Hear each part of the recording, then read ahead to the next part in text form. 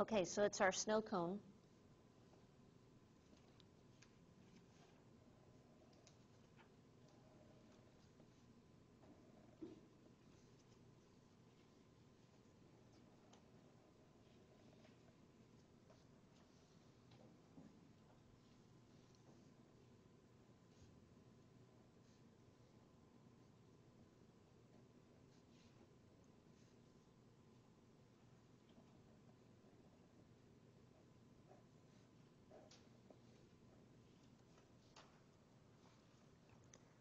Okay, so what shapes do you see here?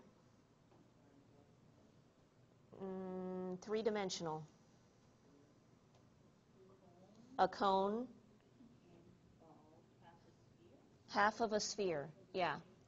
And you don't consider it a whole sphere because if the cone is solid, then you definitely can't put, that sphere inside of it. You got to slice it and put half of that sphere on top.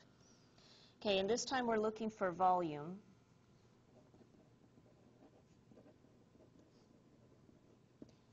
And so we have the volume of a cone and the volume of a sphere. And what are we going to do with these two volumes? Add them together. Okay, so the formula for volume of a cone is 1/3 pi r squared h.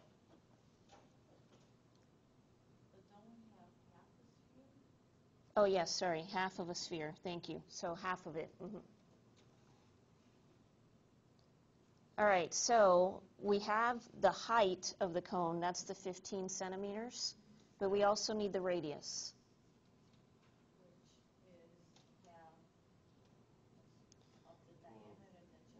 Right, so they gave us the diameter, because this is the same as this here, 12. So the diameter is 12, so the radius is 6. It's half of that. So that gives us 1/3 pi times 6 squared times 15. Make sure that you're squaring the right number.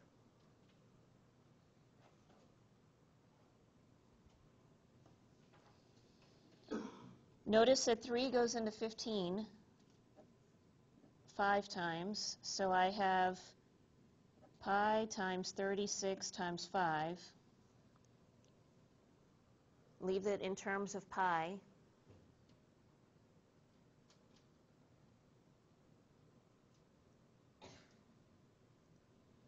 So what's 36 times 5? 180. Okay, so the volume of the cone is 180 pi cubic centimeters. Oops. Remember, volume is cubic units. Okay, so now for the sphere, we have half, and the formula for the sphere is 4/3 pi r, not square, cubed. Now it's up to you if you want to take half of the final answer, or if you want, you can simplify that 4/3. So I think I might start with that since my half is here. So 2 goes into 4 2 times. So I have 2/3 pi r cubed. And the r is still 6.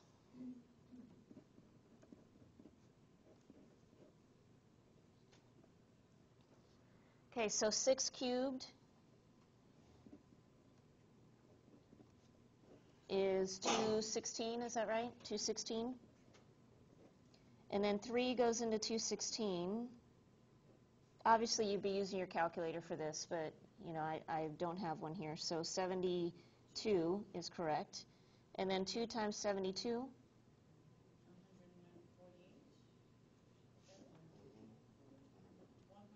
144 pi. Good. Centimeters cubed. And now we need to add this together.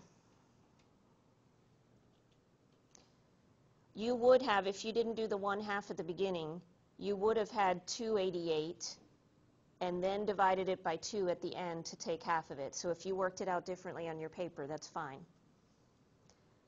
So now when you add these together, you should get 324.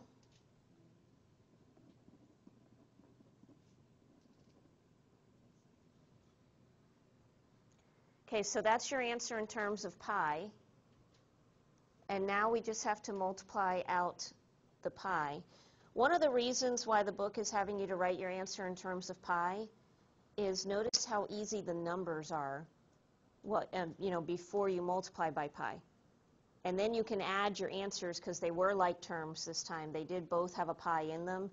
And so it was a little easier to work with the numbers. So now multiply by the pi and see what we get. I bet the book probably used the pi button.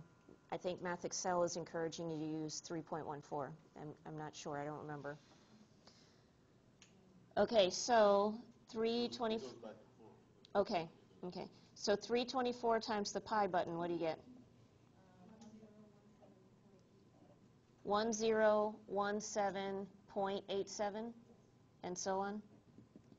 Okay, in the book, it wanted you this time to round to the nearest whole number. So you're rounding here, so you get approximately 1018 centimeters cubed.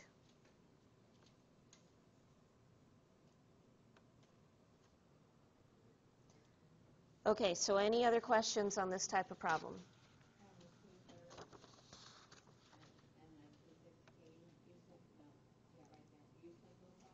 I did. I simplified since I wasn't using a calculator. I did 3 into the 216. That gave me 72. You know, also to point out, hey, if you don't happen to have your calculator with you, you know, these things are still manageable until you get to pi. Then I suggest using 3.14.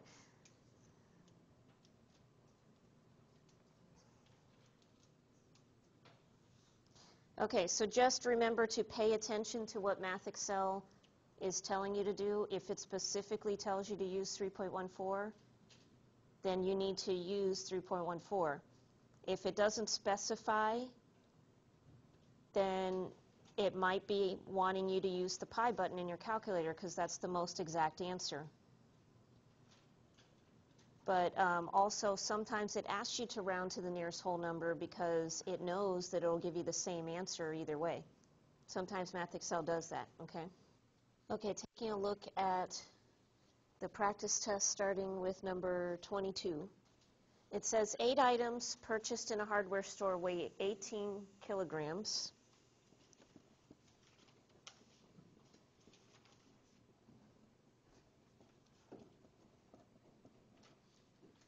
One of the items is a tool that weighs 740 grams.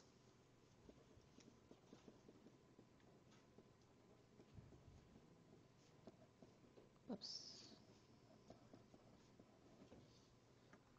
What is the total weight in kilograms of the other 7 items?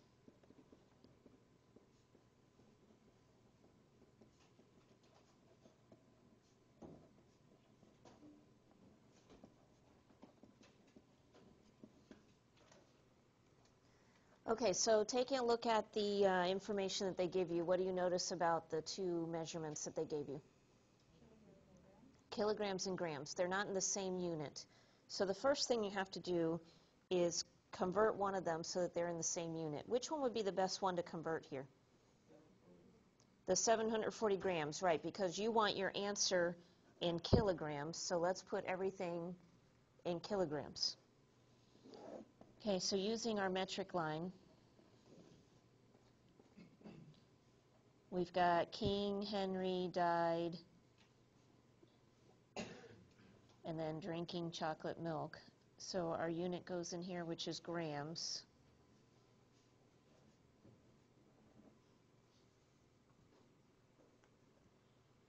So from grams to kilograms, we have to go 1, 2, 3 places to the left.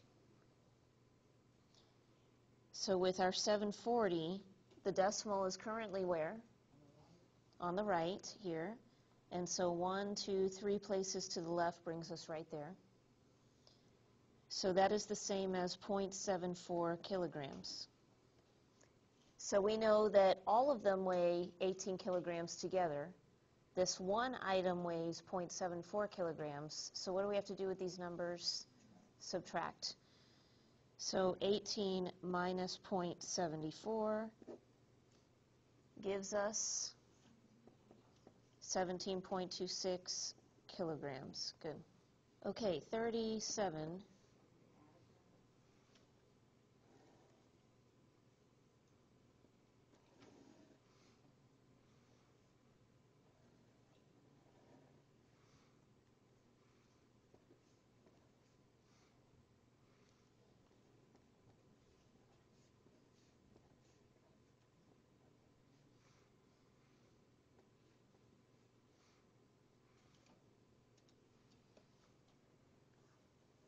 Okay, so the question wants you to find the measures of angles 1, 2, and 3. So without any computation, which angle do you know the measure of? Okay, this gave you the 60, but as far as 1, 2, and 3, without doing any computation, which angle 2? Good. You guys got to listen to the question carefully that I ask. Without any computation, the angle that you already know what it's equal to is angle 2, because what is that equal to? 90, because, well, we know it's a right angle, but what kind of angles are these? Vertical angles. So angle 2 is vertical to the one that's already marked with a 90. So those are vertical angles, so angle 2 is 90.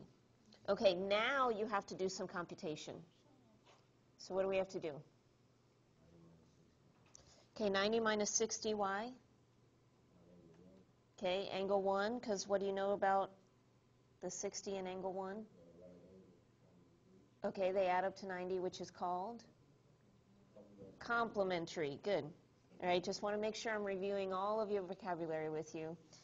So 90 minus 60 gives us 30. So angle 1 is equal to 30 degrees. And then what do we know? Good. Angle 3 and 1 are vertical angles as well, and so therefore they are equal. And this is also equal to 30. So the measure of angle 1 is equal to 30 degrees. The measure of angle 2 is equal to 90 degrees, and the measure of angle 3 is equal to 30 degrees.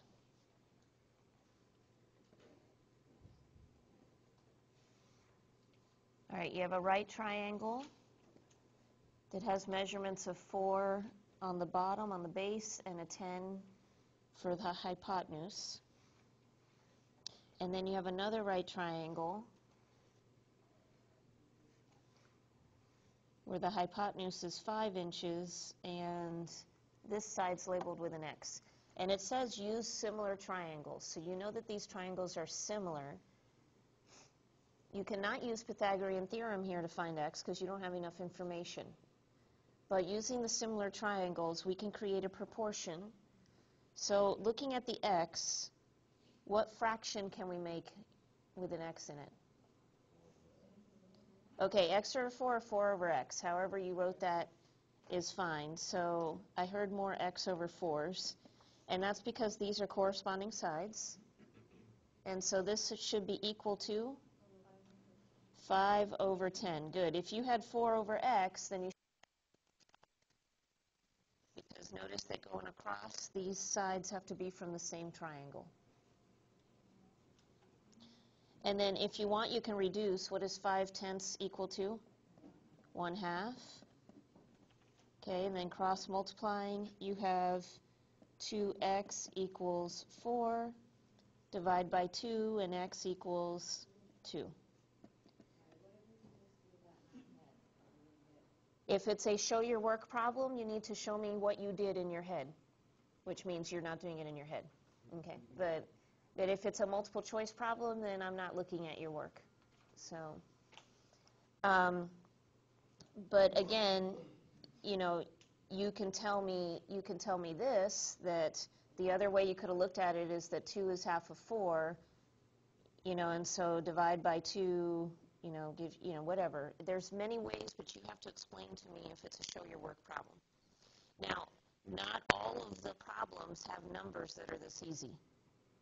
This one actually had nice, easy numbers. It gave you a ratio of 1/2, and that's a little bit easier to see that. That, you know, it might be numbers that don't have common factors, which means that cross multiplying is the easiest way to go. All right, number 42.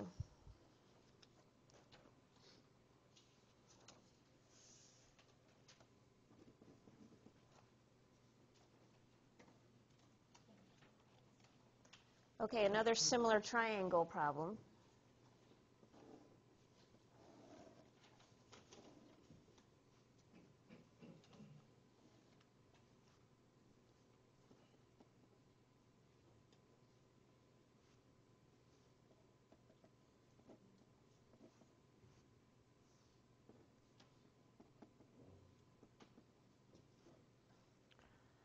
So it tells you to use similar triangles and the fact that corresponding sides are proportional to find the length of the segment marked with an X.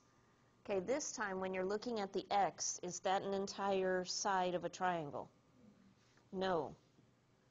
Okay, so the entire side of the triangle would be this entire thing down here, which is what? X plus 6, I heard. Good.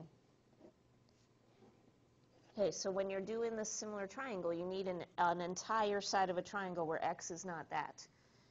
But we can use X plus 6, and that corresponds to which side? To the 6, right. So this longer side and the base corresponds to this base right here, which is 6. And so then my other fraction should be 6 over 5 is correct, because here are our other two corresponding sides. But since we use the base of the bigger triangle on top, we need to make sure that we use a side from the bigger triangle on top.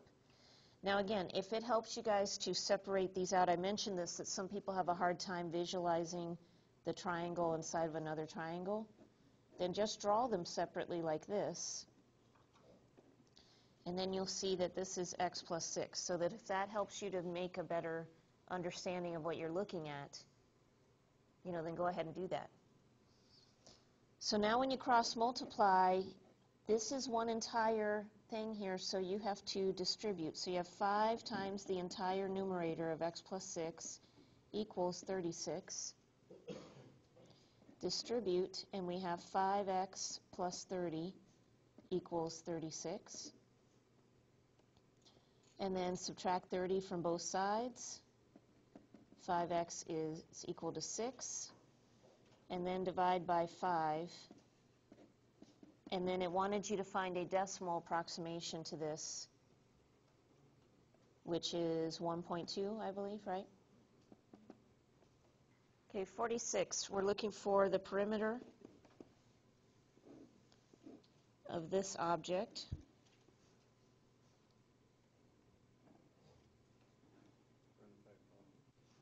Okay.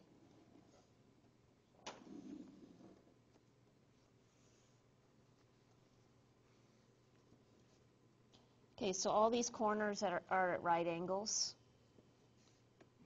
And you needed to know that because you're looking at what rectangles you see in this picture.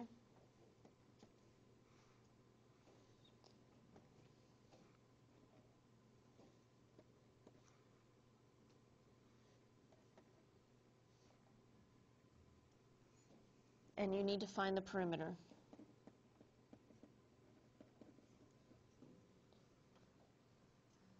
Okay, the only flaw in this picture is that you are supposed to assume that, if these are two towers here, that they're at the same height.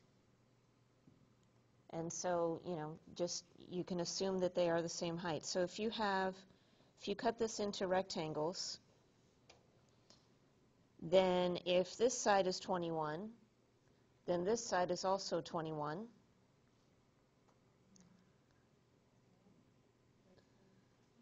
Okay, because if these are the same height, then that's 21, and that's 21. Okay, or you can look at this as one big rectangle, and so 21 and 21. And then looking at this smaller rectangle right here, if this is 5, then this is also 5. And then if this whole thing is 17, right, subtract the 11, and that gives you 6 for this piece. And again, remember that objects are not drawn to scale, so you can't just assume by what it looks like in the picture.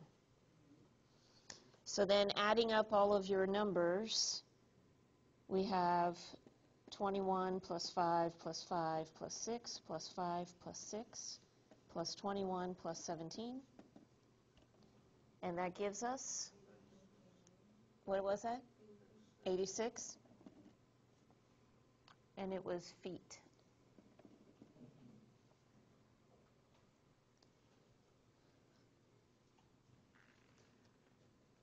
I made sure on the test that if you do have to do a perimeter problem like this, that you don't have to assume if, there's two things like this that are the same height. Tried to make sure that it was much clearer than the practice test.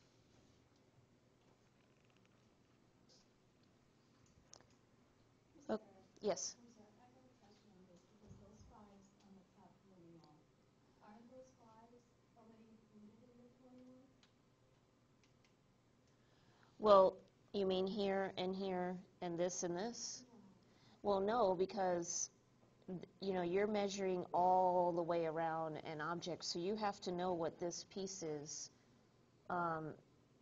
If this was solid like this, and it didn't have a divot in there, then you wouldn't need those 5s because you're just going straight across. But I mean, if you imagine that you're putting a fence around here, if you don't include those 5s, you're going to be short that 10 feet of fencing, okay? Okay, the problem says how many flowers spaced every 4 inches are needed to surround a circular garden with a 10-foot radius? Okay, how many flowers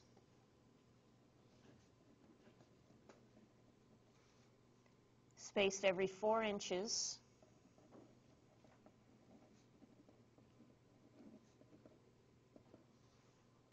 are needed to surround a circular garden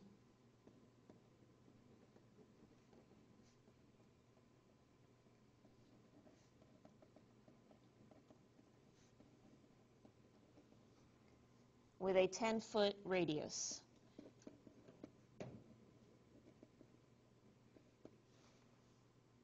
Round all circumference and area calculations to the nearest whole number.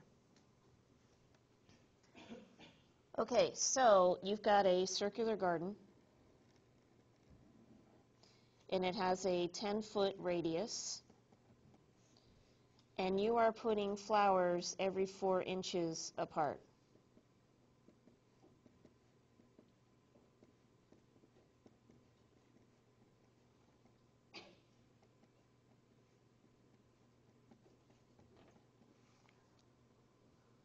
Okay, so what part of the circle am I looking for? The circumference, right. So notice that the problem didn't really give that away. It said round any circumference or area formulas. So you had to figure out which one you were looking for. And we are given a radius, so we can use the circumference equals 2 pi r formula. But what do you notice between the radius's measurements and the spacing of the flowers? One's feet and the other one is inches. It might be helpful if before you even found the circumference that you change the radius to inches, since then it'll be in inches when you go to convert later. Okay, so doing that conversion first, we know that there are 12 inches in 1 foot.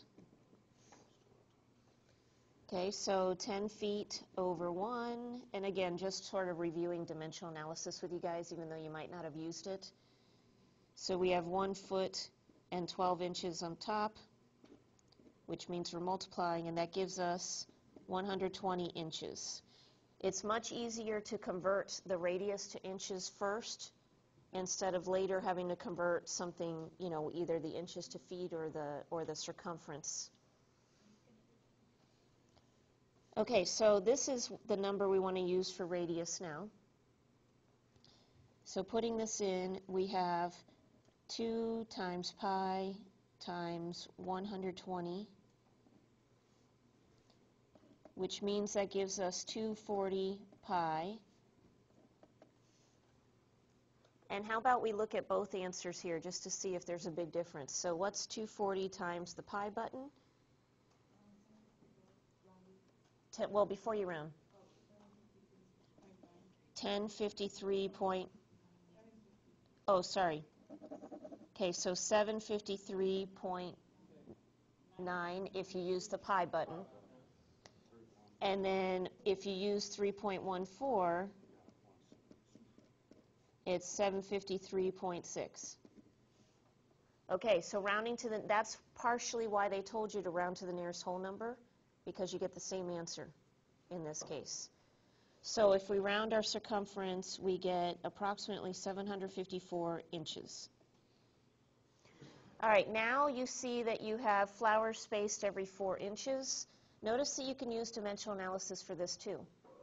You say there is 1 flower which equals every 4 inches. And so if you start out with 754 inches over 1, and you're converting this to flowers, then you need the 4 inches on the bottom and the 1 flower up top. Okay, do you guys see how dimensional analysis works for more than just converting measurements? So the inches cancel, so 754 divided by 4. Okay, I got 188.5. Okay, 188.5. Okay, so rounding to the nearest, we get 189. And we definitely would have to round up on that, because if you got 188.4, that means you're going to have a gap. You just, sort of, I think it's rather you'd put flowers a little bit closer together than have a bigger gap. So you round up to have enough flowers to cover that gap. All right, so you need 189 flowers. Now, the reason I point out the dimensional analysis here is because on problems like this, I've seen so many times where students multiply instead of divide. They just don't know what they're supposed to do with the numbers when they get to the end. And so dimensional analysis actually shows you what you're supposed to do with the numbers. You don't have to think about what operation you have to do there. Okay, so you have a picture of a half a sphere over a cone. And so you have 16 centimeters across this way and 20 centimeters this way. And we're looking for the volume. Okay, so in the big picture of things, you need to find the volume of the half sphere and add it to the volume of the cone.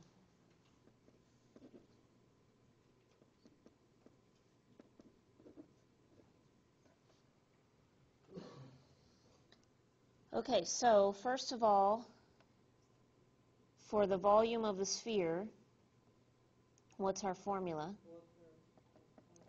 4/3 pi cubed. Good. And then we're going to be taking half of this, okay, because we only want half of that sphere. And so were we given the radius? No, we were given the diameter, which is 16, so therefore the radius is 8. And then plugging that in, we have 4/3 pi times 8 cubed times 1/2. Let's go ahead and work out the volume and then divide by 2 or multiply by 1/2, however you want to look at it. So what is 8 cubed? 512. And we'll just do this in pieces here so everybody follows where the numbers come from. So 4 times 512. All right, so we've got 2048 over 3 pi times 1/2. And then 2048 divided by 3 is going to give you a repeating decimal. So that's why I showed it to you in this place first. And then, okay, so divided by 3 and times, I'm going to use the pi button. We get 2144.66 0, and so on. And then times 1/2. So divided by 2. We have 1072.33, and so on.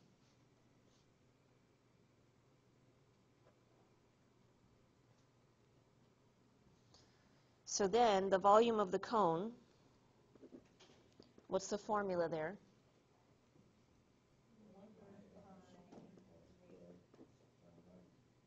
Okay, 1/3 pi r squared times the height. Good. So we have 1/3 pi times 8 squared times a height of 20. So this gives us 1/3 pi times 64 times 20. So 64 times 20 is 1280 divided by 3. And so then divide by 3 gives you a repeated decimal times pi. And you get 1340.412.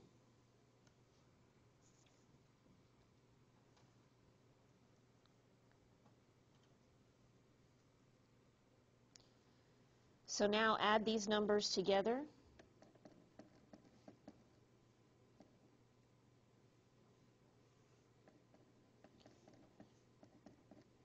And it's questionable where you should round. Should you round to the nearest whole number before you add or after you add? If it's a multiple choice problem, there's not going to be two answers that are one whole number apart. If it's a show your work, well, just show me what you're doing, and I will understand where you rounded. Okay? So adding the answer I have in my calculator to 1072.33, we get 2412.74 and so on. And so rounding to the nearest whole number, we get 2413 centimeters cubed. I just did it in pieces. I did 512 times 4 first. And then in my calculator, I knew this wasn't going to reduce evenly, so I just went ahead and did all of this at once. Divided by 3 times pi gave me this. Now, the reason I did this was purposely because of the question you asked me before. And notice this is what the volume of the entire sphere would have been before I divided by 2. And notice that these answers were not the same. Okay, so that was purposely to show you that part of your question before. But, I mean, it's the order and how you multiply and divide these numbers does not matter because multiplication is associative. So you can multiply, I could have multiplied the 512 times pi first and then multiplied times 4 and then divide by 3. Or I could have gone and just canceled the 2 with the 4. There's a lot of options that I had here as far as multiplying, but you still should get the same answer. So where I showed you, they did it in steps, like 4 over 3 and then 1 over 3 and then 1 over 2. You get the same answer, Okay. no matter how you multiply it together. Okay, multi-step problem. The first thing it tells you is that you have a pyramid with a rectangular base.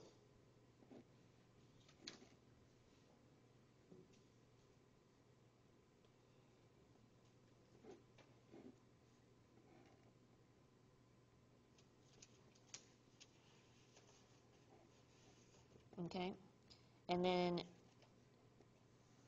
it measures 76 by 150, and it has a height of 90 yards. And then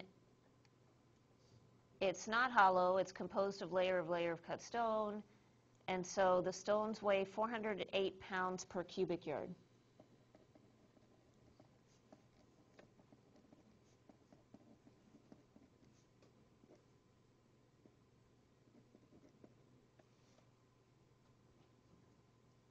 And it says, how many pounds does the pyramid weigh?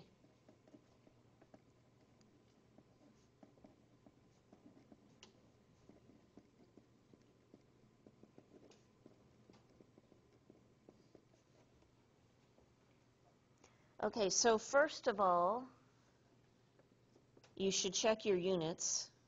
And notice that your pyramid is in yards. and the weight is based on cubic yards. That's good. Okay, so that means that your volume is all in the same units, so you don't have to convert that part. So we're going to go straight to finding the volume of a pyramid. So what is the formula for volume of a pyramid? Yeah, well, technically it's 1/3 times the area of the base times height, so be careful because that's capital B means area of the base. In this case, since it's rectangular, how do you find area of the base?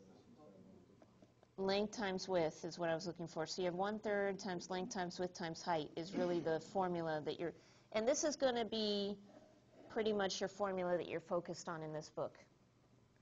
So I think it's always a rectangular base, right? In your homework, you always had a rectangular base in the pyramid. So 1/3 times length times width times height. Okay, so, and again, we're finding volume because we're trying to find out how much all of this stone weighs. So we have 1/3 times 76 times 150 times 90.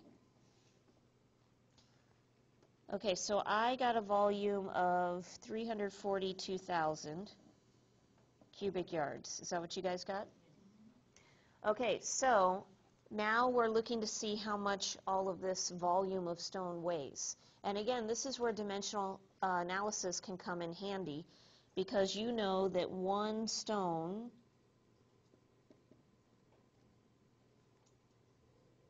weighs 408 pounds. Sorry, let me rephrase this. It's 408 pounds for 1 cubic yard. Okay, 1 cubic yard of that stone is going to be 408 pounds. So we have 342,000 cubic yards over 1, which means that the cubic yards have to go on the bottom, and the 408 pounds goes up top.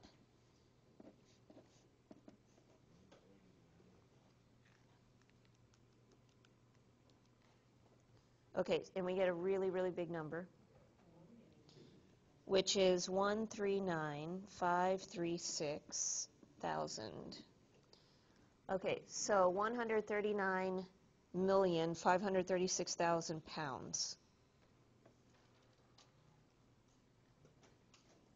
The speed limit in many neighborhoods is 35 miles per hour. How many kilometers per hour is this?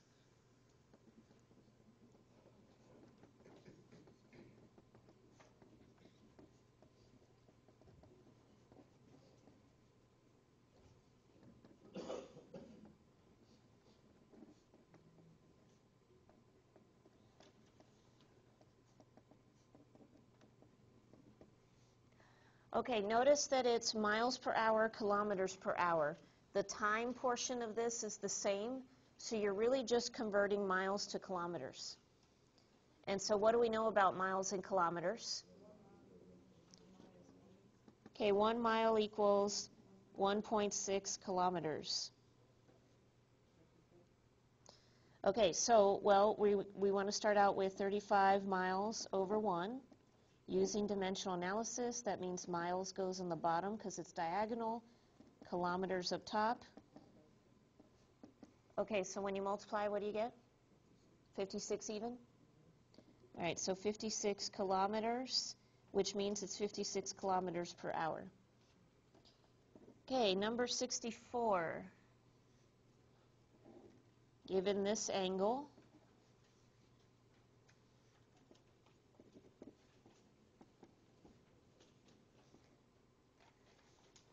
A says name the vertex of the angle.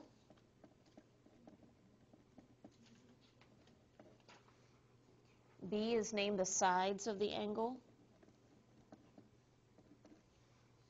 And C, name the angle in 3 different ways.